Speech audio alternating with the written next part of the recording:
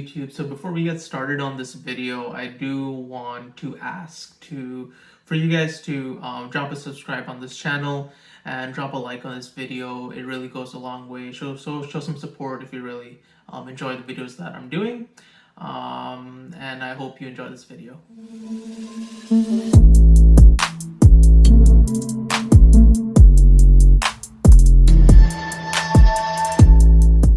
Okay, so welcome. This video is going to be a little bit different. I'm not going to do any coding. I'm going to talk about coding, I guess, but I'm going to be talking about my experience as a software engineer coming out of college or graduating, getting a bachelor's degree, and then finally getting my where I want to be. Like, this is a career that I definitely enjoy doing, and I do see me in this for the long run. So where do I start? So a little bit about me. So I always had an attraction towards computers when I was younger. So when I was growing up, and when everyone asked what I wanted to do, I would always say something related to computers. I didn't really know what it was. It was in my head, it was either hardware or software. I didn't really know what was out there really. So I just had limited knowledge of what was out there, so I didn't really know what to do. So like going up in my high school, I took computer science and I did coding over there. And I found it really interesting. I didn't really understand all the concepts to begin with. Like, they were talking about object-oriented programming, recursion, variables, all that fun stuff. Didn't really immediately pick up on it. I wasn't the smartest person in class as well. But I made my way through, and at the end of the day, I really did enjoy like the projects that I made out of that class. So then I finished high school and I started applying to universities, and I was really young and naive, and I did not take anything too seriously for when it came to my higher education. So I applied to university. I got into a computer science program, and this is when life sort of hit me, because doing high school, you really have this structure laid out for you. Like, you're told what to do, what to study, and when you should study something by. You'd have like tests to make sure you're prepared. But in university, that's totally different. And my focus was, I also had got my first part-time job then, so my focus turned a lot to money. Like, I was chasing that short-term goal of getting money. So I took as many part-time shifts as I could, and I didn't really care about my courses. So that did lead me to failing a bunch of my courses for the first semester, passed one, which was calculus, out of like fluke, and then the next semester, same thing happened, and you only get about 2 strikes before they can't re-enroll you into the program. So then I dropped out, and to my parents' disappointment, they didn't take it too well. So I started looking at other programs. I only knew the computer sort of technology space, so I still tried to apply in that area. And because my parents still wanted me to get a bachelor's degree, I was looking for a bachelor's degree, and I came across this program at a college called Information Technology. It had other fancy words to it, like information communications or something, but technically it was just an IT degree.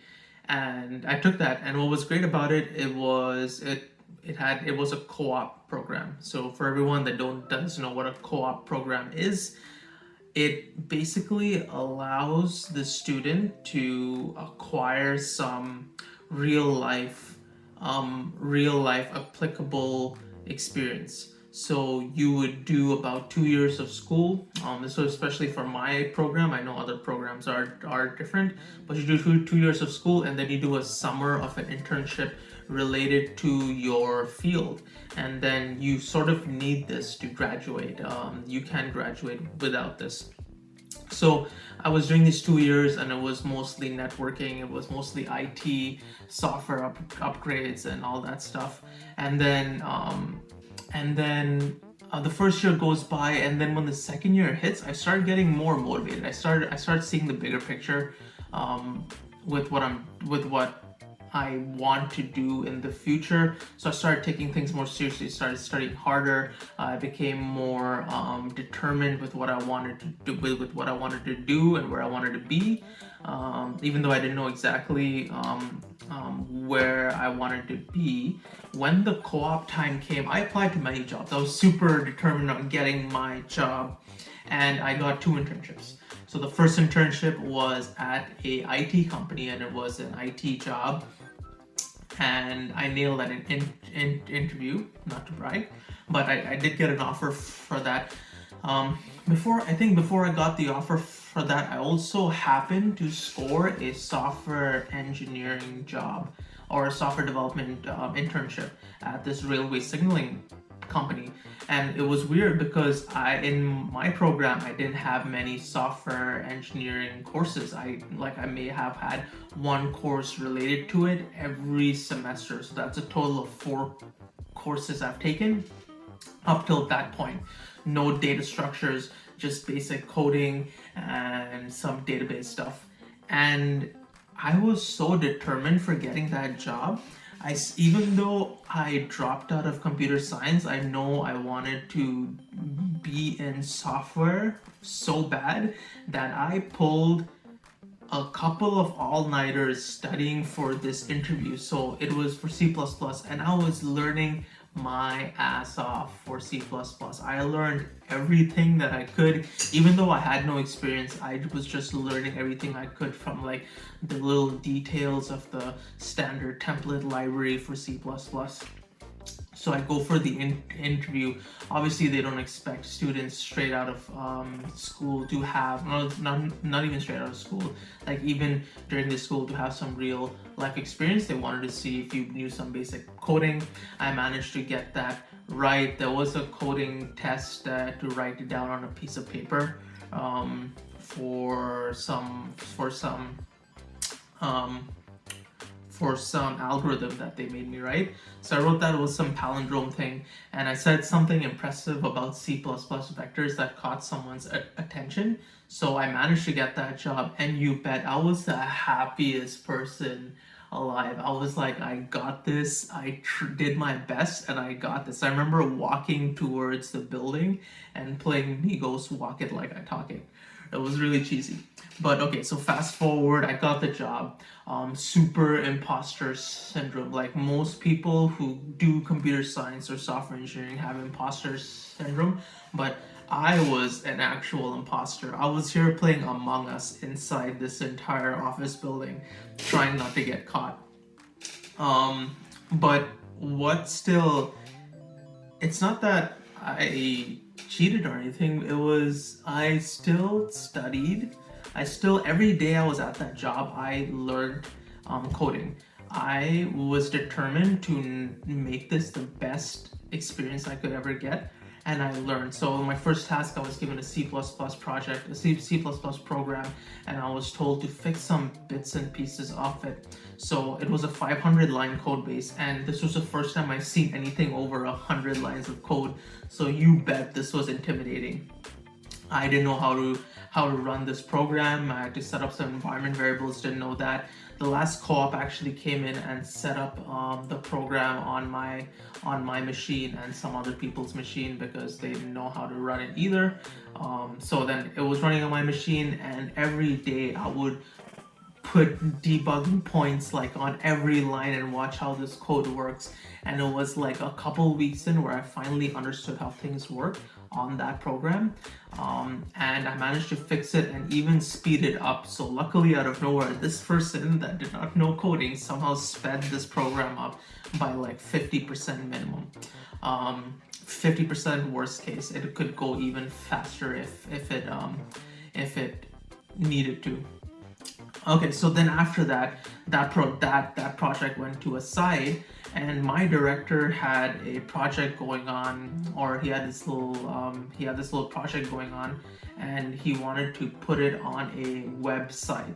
So that's when my other fire lit under me, because I was like, I need to learn this, I need to stay ahead of the game. So I remember watching this YouTube video on how to make a login form through PHP, and I did that, and everything just clicked after that. After that, I felt like I got introduced to this whole new world of programming that just blew my mind. So then slowly after PHP, I learned Bootstrap, I learned how to make a custom authentication. I remember I was connecting to SQL databases and all that stuff. And this was just like vanilla PHP, vanilla JavaScript. I used jQuery here and there, and it was just the best time ever.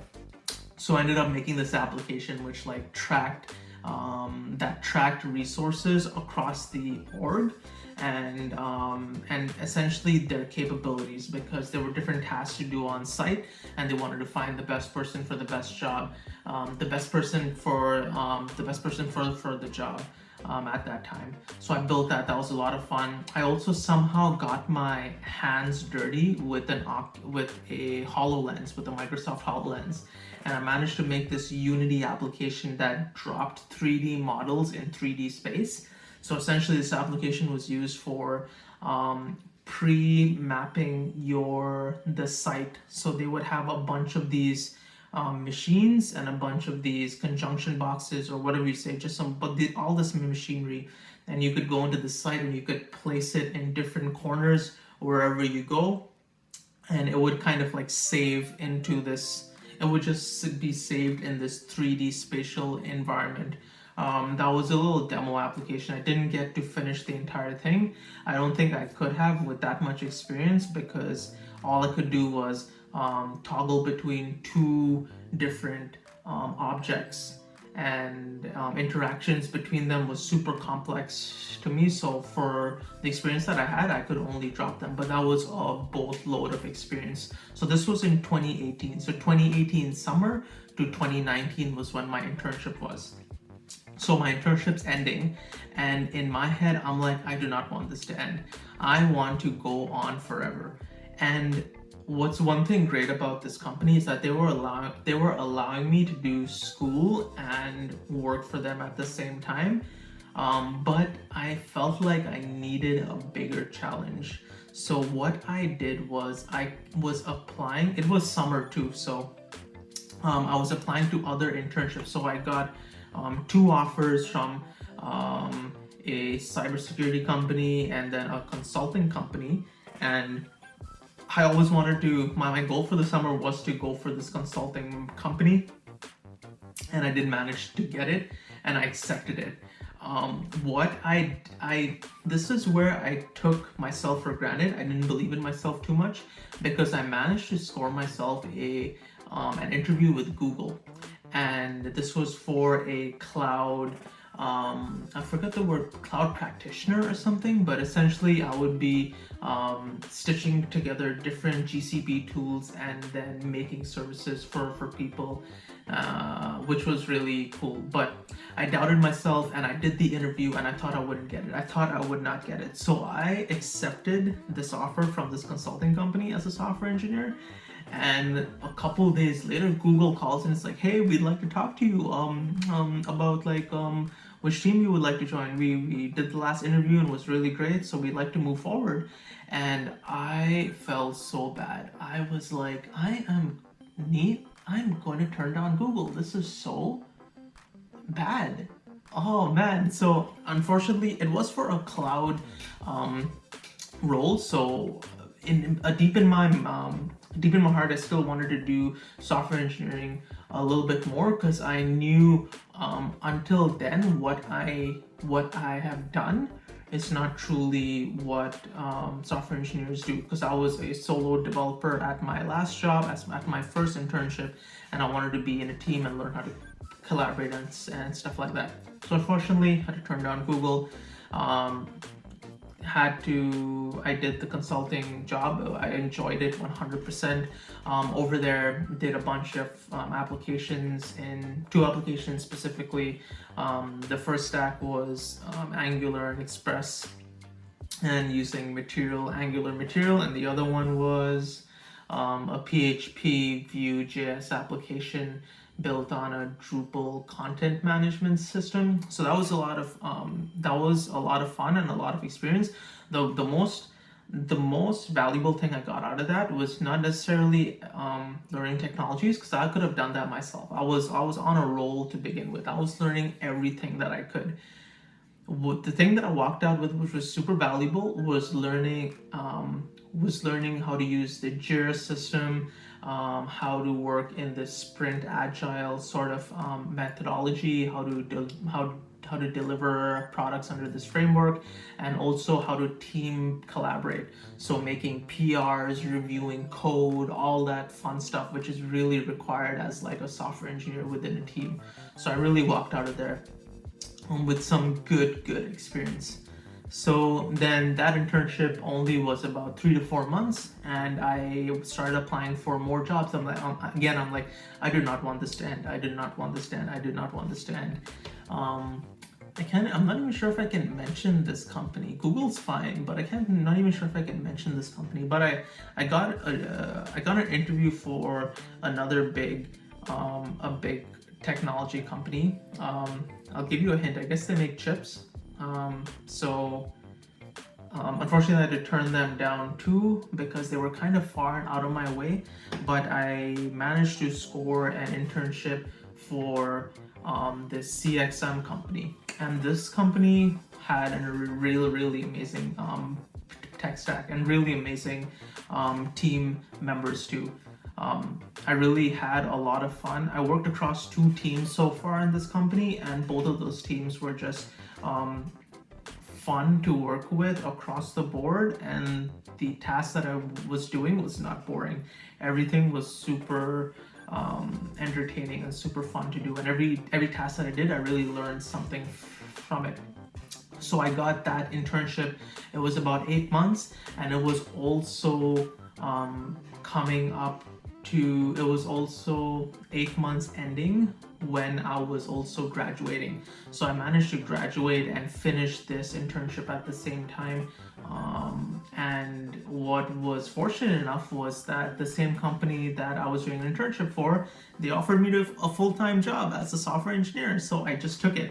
And the stack that they worked with was also really I would consider modern, at least, but it was a Golang React stack.